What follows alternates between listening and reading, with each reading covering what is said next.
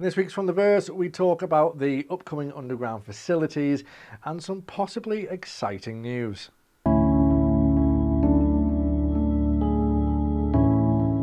Hello and welcome back to From the Verse, which is where you get your Star Citizen news catch-up. This one is largely focusing on UGFs, or underground facilities, for those people who hate TLAs or three-letter abbreviations, IDA, TIS.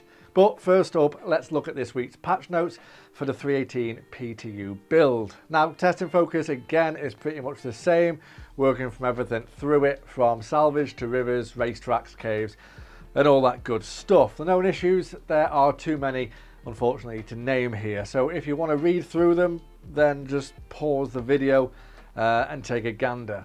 Bug fixes now, and there's one, which basically fixes a ship retrieval glitch. And obviously after that you've got the usual client crash fixes. So moving on now to the latest inside Star Citizen, or ISC. Yep, I am still rocking those abbreviations. This one, like I said earlier, is all about the underground facilities, and honestly, in my opinion, it's a big one. It is a big one.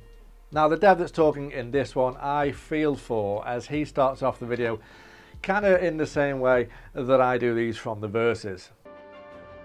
So we're building a playground where every aspect of the Star Citizen universe game is we're building a playground for all of this, not all of it. We're building a playground for the, I've forgotten it already. What is it? This is so irritating. Where? Can I maybe say it another way? Playground. Potential, every aspect. We're building a playground where every aspect of Star Citizen gameplay can occur. Thank you. Nailed it.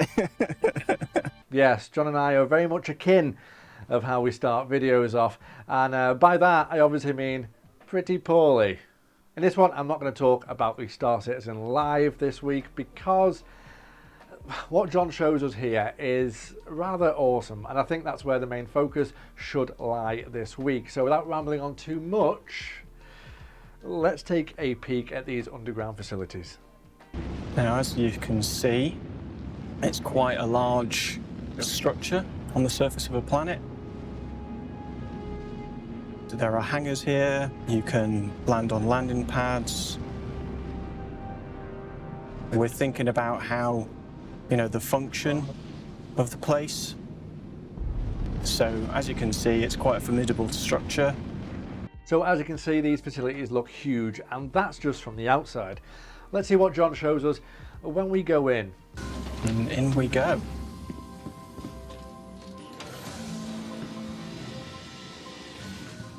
Okay, so we're in now, kind of our lobby we'll get into. Here it is. So this, when you first turn up to the UGF and your rep is, rock bottom, you're going to come here first.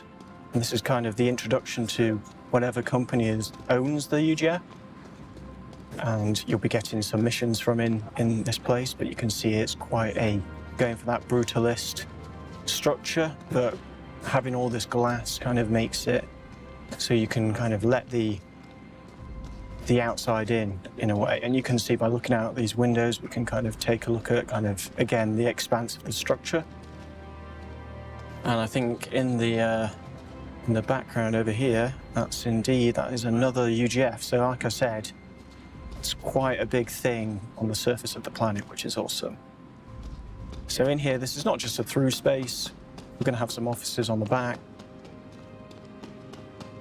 And all of these, there's going to be some alternate routes that you can take, but we're building up all these spaces like it's a living, breathing area.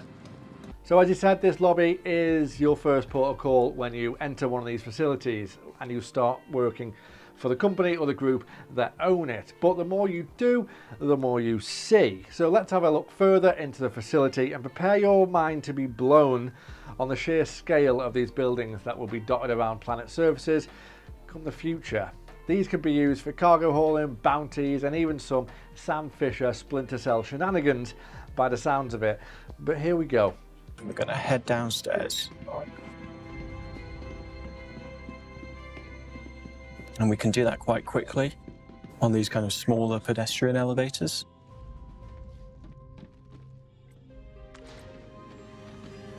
So away we go.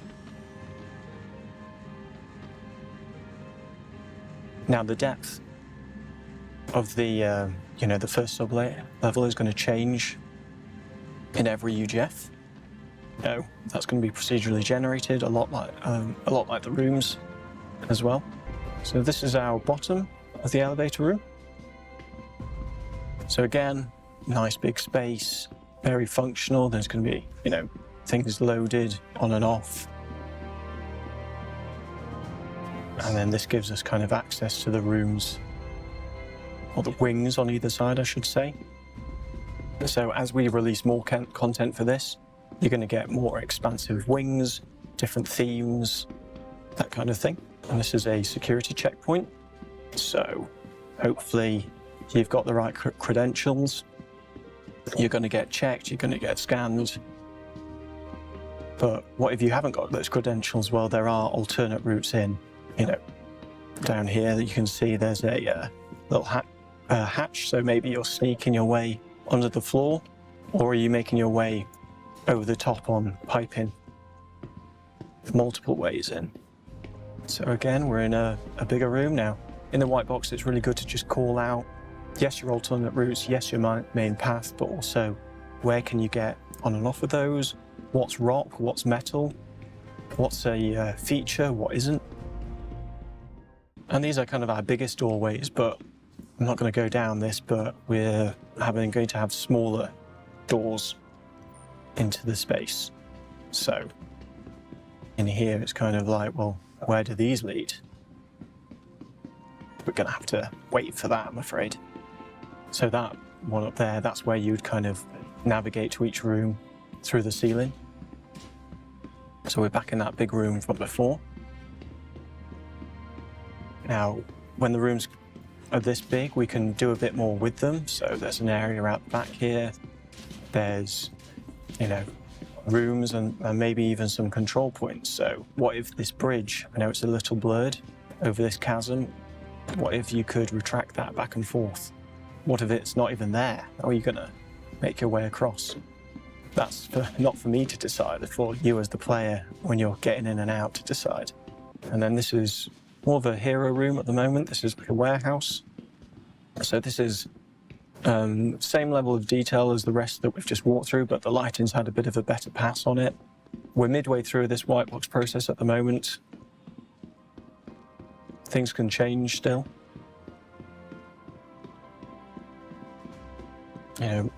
Maybe the alternate route is where that guy in red is down there, but if you fall down that one, you might end up breaking your legs. All of these containers, maybe the straddle frames are moving things around. Potentially, if you're on a mission where you want to steal something, maybe it's in one of those containers. Hopefully a big, working space, sandbox within a sandbox, you could say. So there we go, that's where we're currently at. Like I said, we're midway through white box. We've got a bit of time left to polish these rooms up and get the rest done. We're more or less at about 17 rooms, and then each of those rooms will have 2 overlays.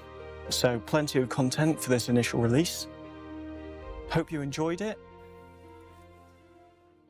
So I don't know about you guys, but even in white box, these facilities are looking rather awesome and vastly bigger than I initially thought. The implementation of several routes in and out of them, and the amount of activities that us as the players could do in them could be pretty endless. So I'm looking forward to seeing them come into the game in the future and see them in their unwhite box glory.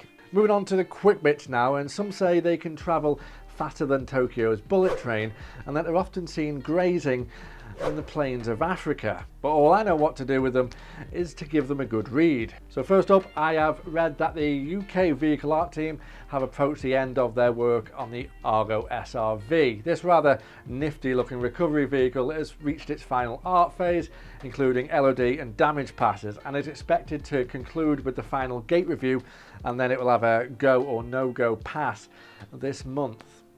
Work has also continued on an unannounced ship, which is well into the final art phase, so we're still waiting on, well, anything from that.